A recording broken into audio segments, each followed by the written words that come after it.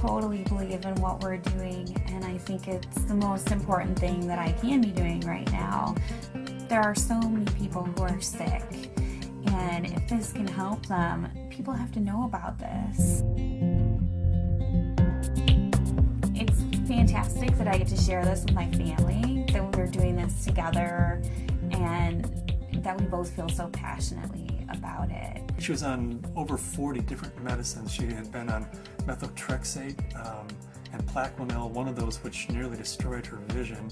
All the potent anti-inflammatories, the Vioxx and the Celebrex, and was on all sorts of painkillers and all sorts of antibiotics. She had classic steroid toxicity. Her face was the shape of a moon because there's a lot of swelling that occurs in the face. At the age of 16 was diagnosed with juvenile rheumatoid arthritis, and that evolved into a lupus condition, a diagnosis of interstitial cystitis, an autoimmune disorder. Bedridden 4 years. Her mother thought she would never survive.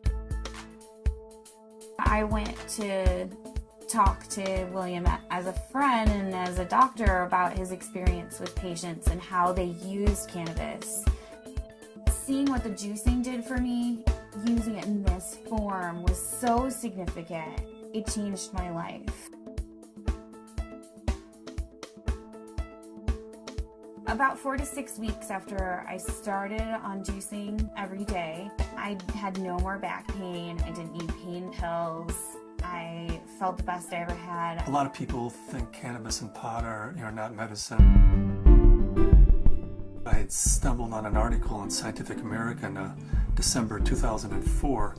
They had an article on marijuana as the brain's own marijuana, and they introduced the idea that the body produces compounds that are very similar to those found in marijuana or cannabis. Cannabis actually goes upstream. It provides feedback from the postsynaptic nerve to the presynaptic nerve, which was unheard of in neurochemistry. I mean, all neurotransmissions were unidirectional, and all of a sudden, swimming against the force of that are those little cannabinoid molecules that tie the whole system together. The phytocannabinoids from this plant augment the body's attempt to restore and increase function to a normal level. So it mimics the regulatory system of cellular physiology. And recently the Food and Drug Administration has approved of CBD, which is a cannabinoid like THC, one of 80 cannabinoids. The federal patent compares vitamin C, vitamin E, and CBD, or cannabidiol. CBD turns out to be more potent than either of those two. The thing that I warn my patients of is if you're going to be juicing this flower and this leaf and you're going to be doing this high-dose, non-psychoactive cannabinoid dietary approach, please do not heat it.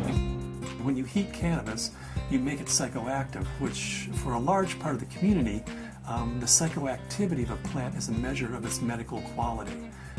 But it's really quite the inverse. If you heat or age cannabis in any way, you're destroying some of the medicinal properties of it. To use the plant effectively, we have to use it the way it evolved over 34 million years, which is raw. Because when it's raw, the THC is bound up as THC acid. It requires aging, drying, so as a hunter-gatherer, we gather this plant and we notice, wow, as this plant ages, it changes character and suddenly has a psychoactive effect. I think that's the most exciting area of cannabis research, is looking at non-psychoactive cannabinoids. Because if you do heat it, you'll decarboxylate the THC acid, and you're going to have 600 milligrams of THC acid with the CBD acid. You would be unconscious probably for the better part of the week. Between heating the plant, whether that's in a sucker, a cookie, a baked good, a butter, vaporized, smoked, all of those techniques convert THC acid, which is non-psychoactive, into THC and provide you with that 10 milligram dose. But if you eat the plant raw, then THC acid is the way it's found in the plant. It's not psychoactive. The juicing allows you to get up to the 500 to 600 milligrams, which is 60 times more than you could tolerate if it was heated. This treatment is not psychoactive. People don't have to be stoned when they take it. They can take it and go to work. They can take it and play with their kids. It's hard for me to understand laws against something like green leaf therapy and to think that prednisone is legal. We're still fighting the stigma of marijuana back from the 20s, 30s, 40s, 50s. I was a prosecutor for 8 years in Mendocino County, so I know it from both as a defense attorney and as a prosecutor. The 1972 Controlled Substances Act said that marijuana has no medical value whatsoever. The federal government has a patent on its medical properties. The Food and Drug Administration has approved of it as investigative new drug. I have not found the United States to be very open about cannabis research. In order to print an article in a peer-reviewed journal, you have to use cannabis that they have certified for your study. And there are physicians who've waited 3, 4, 5, 6 years, some even longer than that, to just get a sample. The federal government's been kind of schizophrenic in the way it looks at marijuana. It says it has no medical value under that act, but at the same time, the federal government has been funding research in marijuana for years, for decades. And they've even patented certain strains of marijuana because they recognize it has that medical value. The California Narcotic Officers Association does not believe in medical marijuana. They believe it's all a big scam, and that's how they train law enforcement officers. Law enforcement is allowed to take a percentage of all assets that are forfeited and seized under the state and federal asset forfeiture law. So it takes the really enlightened and compassionate law enforcement officer to recognize that these medical marijuana laws are designed to protect patients. I was trained when someone had marijuana, you took them to jail. There wasn't a medicine use for marijuana. It's an illegal substance, and people went to jail for it. In 1996, California took a huge leap. I didn't support Proposition 215 because of the education I had, the experience I had, and what I had seen through the illegal marijuana gardens that I had seen throughout my career. Since 1996, I have changed my opinion somewhat. I believe there is a very clear medicinal use for marijuana. That being said, I believe that there are a large percentage of people who use marijuana as an excuse to either make profits or for recreational.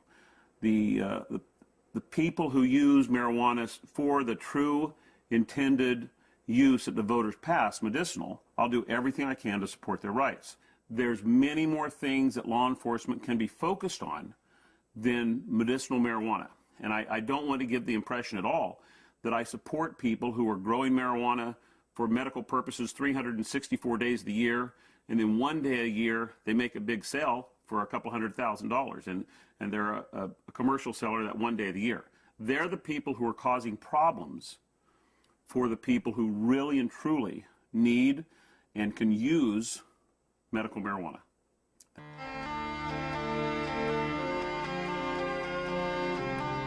Terrifying, to be told as a parent that your child does have a tumor in her brain.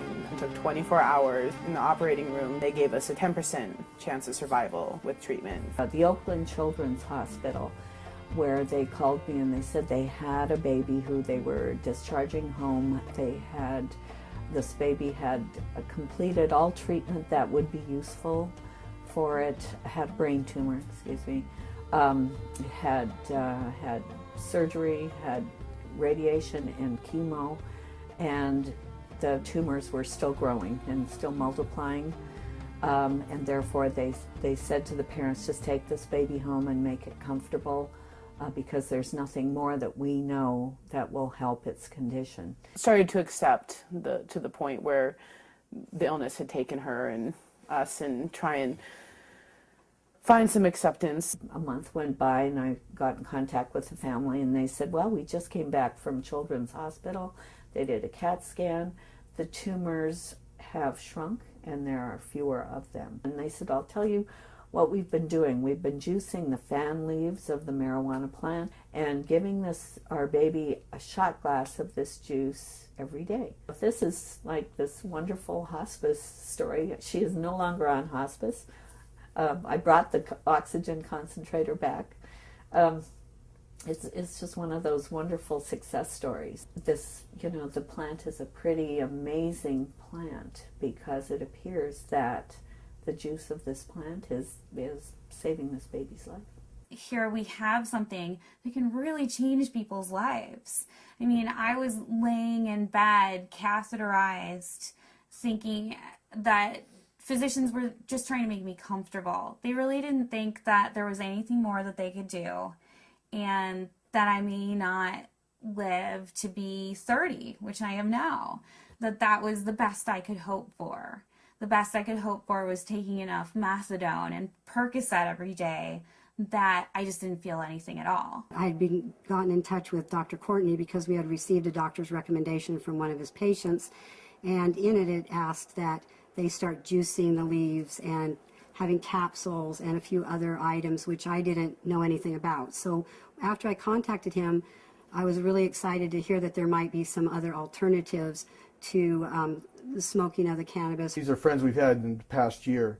They said, your father's not the same as he was when we first met him, and he seems to be much more alive and much, doing a lot more and more active. And I had informed them that it was because of the juice that he had been taking. Right after we started juicing, that he seemed to be more active. We would do things out in the garage more, and he wouldn't spend so much time in his chair. We have ran out periodically in the last year and a half, and that's what made me convinced that he needed it, because when he would run out, he would have trouble getting out of the car. I had 4 doctors tell me that I should have a hysterectomy. You either have no ovaries, or at the very least you're sterile. That my endometriosis was so bad I would never be able to have a child. Despite very potent birth control, despite being sterile, Zahaya decided she was going to come join the party. Come on.